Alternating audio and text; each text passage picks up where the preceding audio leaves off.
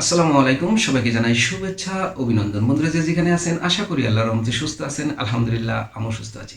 বন্ধুরা আজকে ছোট্ট একটা ভিডিও ক্লিপ দেখাবো। আসলে এই ধরনের ভিডিও দেখলে আমার মাথাটা এমনি গরম হয়ে যায়। আরে লাল পানি মারবি মার, তো হিজাব আর বোরকা পরি লাল পানি মারার কি দরকার?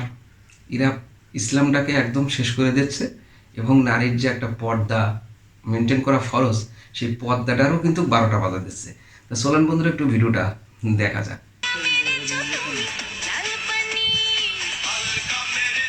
দেখেন কিভাবে লাল পানি মারতেছে, সামনে কিন্তু আরো আছে।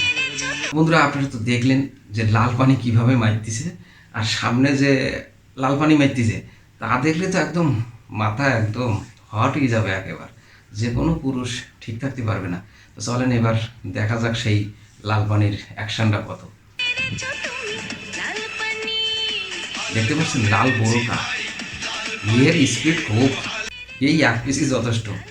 লাল পানি কিভাবে মারতেছে আপনারা একটু দেখেন।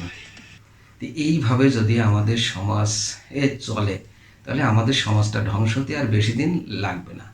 আর তাও কোথায়? মাদারীপুর উচ্চ বালিকা বিদ্যালয়ের সামনে এই ড্যান্সগুলো দিচ্ছে এবং লাল পানি মারতেছে। এমনভাবে লাল পানি মারতেছে, আর সবই সেই বোরকা হিজাব পরে। তা আসলে নারীর যে একটা সম্মান, সেই সম্মানটা কিন্তু এরা নষ্ট করে দিচ্ছে। নারীর পর্দা করা ফরজ, সেই ফরজটা কি করতেছে এরা অফরজ করে দিচ্ছে। ঠিক আছে? তাই এইভাবে আমাদের সমাজ ব্যবস্থা কিন্তু ধীরে ধীরে ধ্বংসের কাতারে চলে যাচ্ছে এবং এদের মতন নারীদের কারণে সমস্ত নারীরাই কলঙ্কিত হয়ে যায়। আর এই ভিডিওগুলো কিন্তু বেশি ভাইরাল হয়, আর সে কারণের জন্য কিন্তু এরা এগুলোই করে।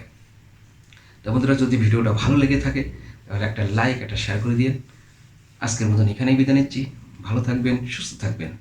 আল্লাহ হাফেজ।